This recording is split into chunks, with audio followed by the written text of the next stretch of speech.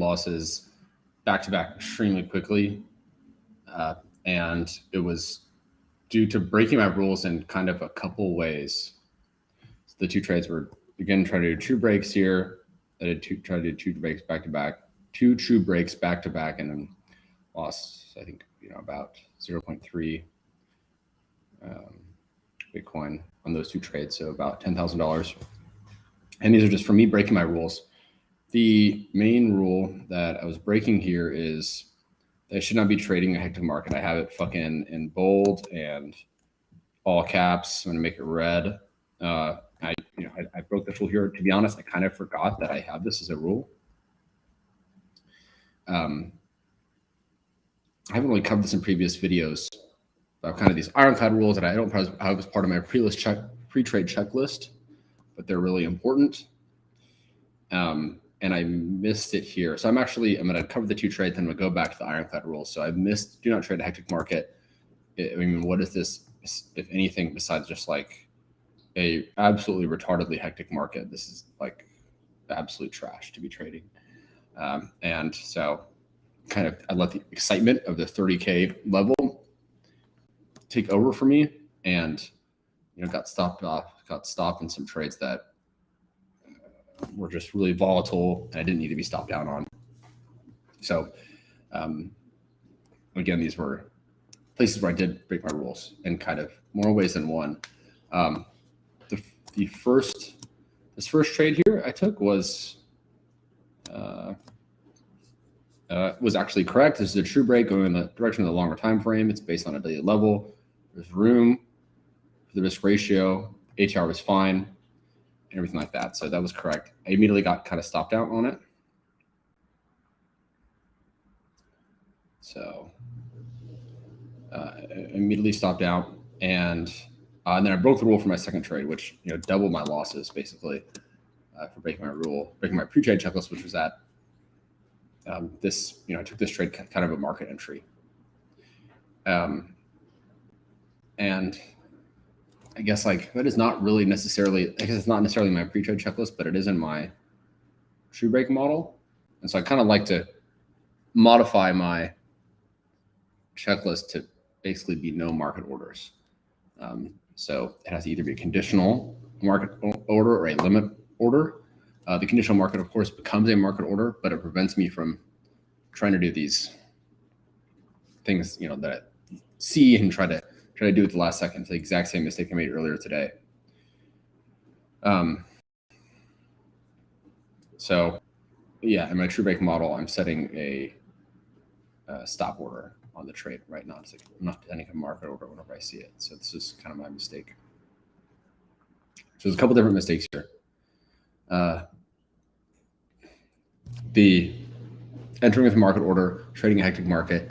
I also would like to be making these videos before I make trades.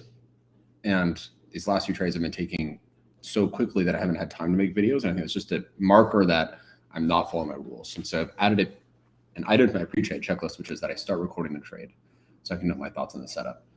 So if I take a trade without making a recording, that is breaking the rules.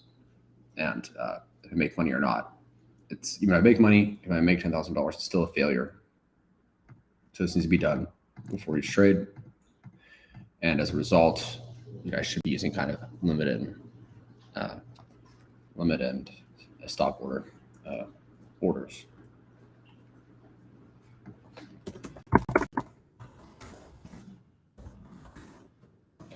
On Bybit, it's called conditional.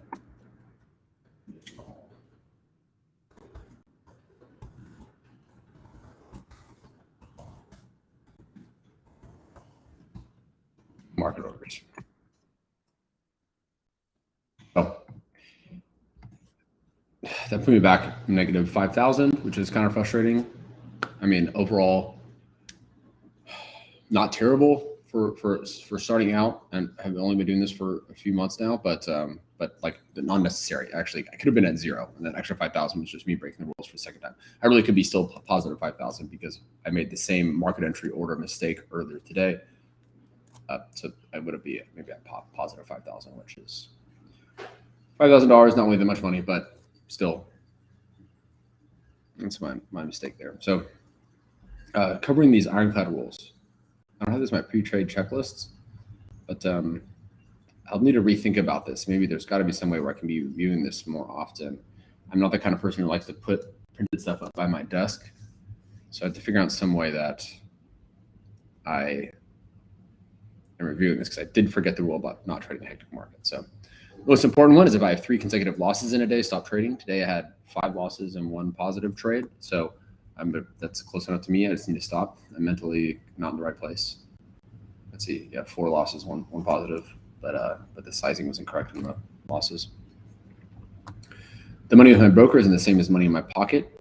It's internet points. I feel pretty good about this one.